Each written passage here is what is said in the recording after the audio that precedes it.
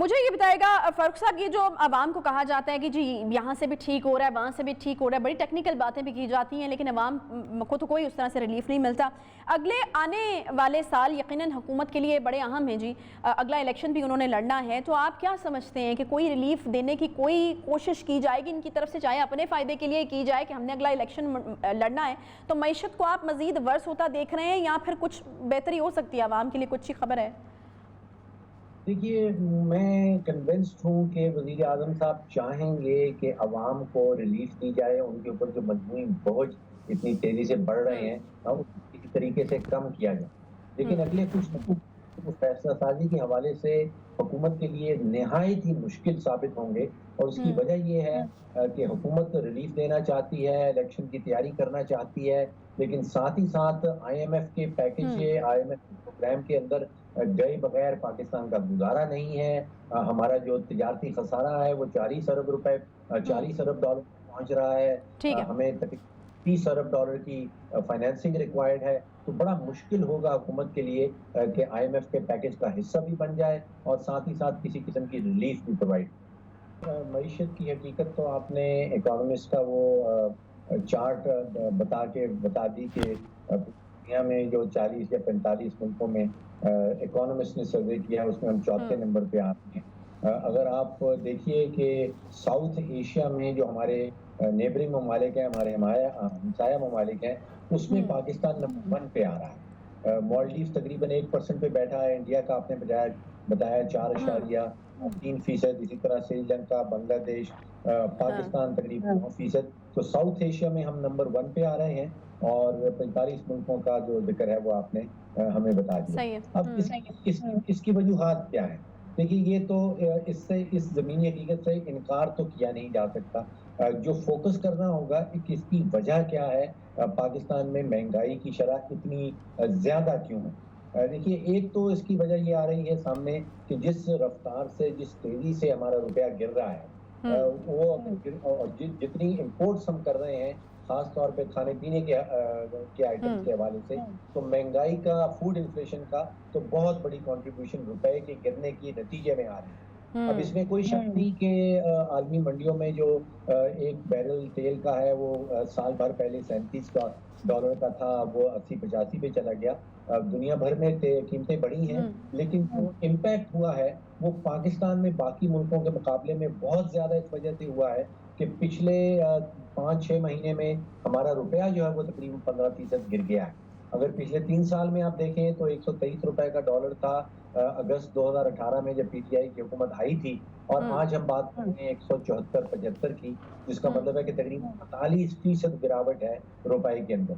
तो 42% तो आप सीधा सीधा देख लीजिए कि दालों की कीमत, आटे की कीमत, आटा इंपोर्ट कर रहे हैं, चीनी इंपोर्ट कर रहे हैं, खाद इंपोर्ट हो रही है, मशीनरी इंपोर्ट हो रही है, कागज इंपोर्ट हो रहा है, मिर्चें इंपोर्ट हो रही हैं, तो इन सब कीमत बढ़ रही है और वो हमारे ऊपर उसका असर ज्यादा इसलिए है कि हमारा रुपया बड़ी तेजी से गिर रहा है।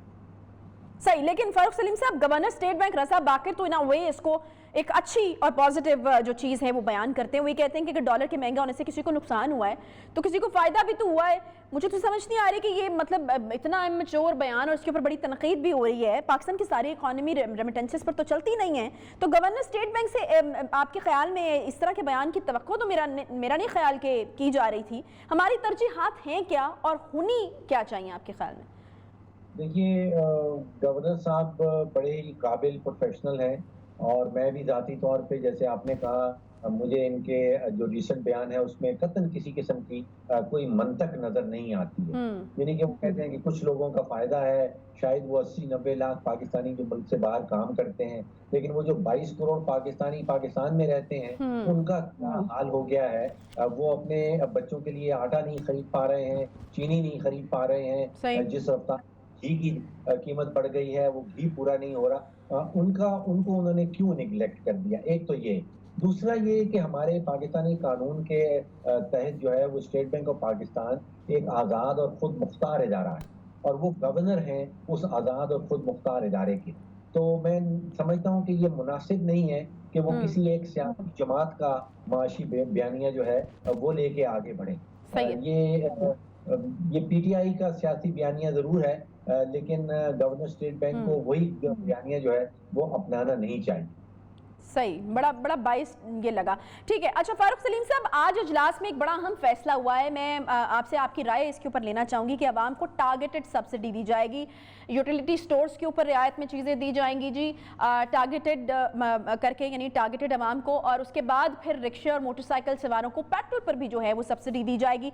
तो क्या समझते हैं आप, कितना कारगर साबित होगी ये सब्सिडाइज करने वाली ये जो मंतक है, या फिर ये जो हिकमत अमली है? अभी इसका कोई प्लान तो नहीं सामने आया, लेकिन बहरहाल फैसला हुआ है।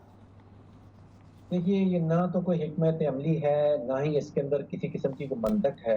हम IMF से नेगोशिएशन कर रहे हैं, मुज़ाकरात हो रहे हैं, उसके प्रोग्राम का हिस्सा बनना चाहते हैं, और वहाँ आपको पता है कि एक पुरानी तारीख है कि वो किसी किस्म की सब्सिडी जो है वो बर्दाश्त नहीं करता, पहली चीज़। चीज़ ये है कि अगर आप जून का बजट निकाल के देखिए, हमारे वज़ीर ख़ज़ाना ने हमें खुद से बताया कि उस बजट में तकरीबन 4,500 अरब रुपए का खसारा है। अगर हुकूमत और 4,500 अरब रुपए का खसारा कर रही है, तो मेरी समझ में नहीं आता कि ये सब्सिडीज के लिए पैसा कहाँ से आएगा। दूसरा, आपने हिकमत अमली का जिक्र किया, ये कैसे, इसको प्रैक्टिकल पे अमल दरामद कैसे हो सकता है कि मोटरसाइकिल वालों को सब्सिडी देंगे, रिक्शे वालों को सब्सिडी देंगे, तो फिर कारों वाले जो हैं वो रोजाना मोटरसाइकिल भेजा करेंगे और टैंकियां भरवा के वापस लाएंगे। इसका ये प्रैक्टिकल स्कीम नजर नहीं आती है। तो हुकूमत के पास ना तो सब्सिडी देने के लिए पैसा है, हुकूमत IMF के पैकेज में वैसे सब्सिडी अलाउड नहीं है, और फिर मुझे लगता है ऐसा है कि ऐसी नी जर्क रिएक्शंस आ रहे हैं। ये पॉलिसी नहीं है, क्योंकि पॉलिसी बनाने के लिए आपको एक टीम चाहिए, और इस वक्त टीम जो है माशी हवाले से स्पेशली कोई एग्जिस्ट नहीं करती। तो फारूक साहब, क्या ऐसा मुमकिन है कि सब्सिडी से आवाम की कुव्वत खरीद में मामूली इजाफा तो यकीनन ज़रूर होगा, लेकिन अशिया की कीमतें जो हैं उनमें कमी नहीं हो सकती? तो ये आपको नहीं लगता कि अशिया की कीमतों में कमी लाने की ज़रूरत थी, बजाय इसके कि इस तरह की कोई बात जो है वो ये करते?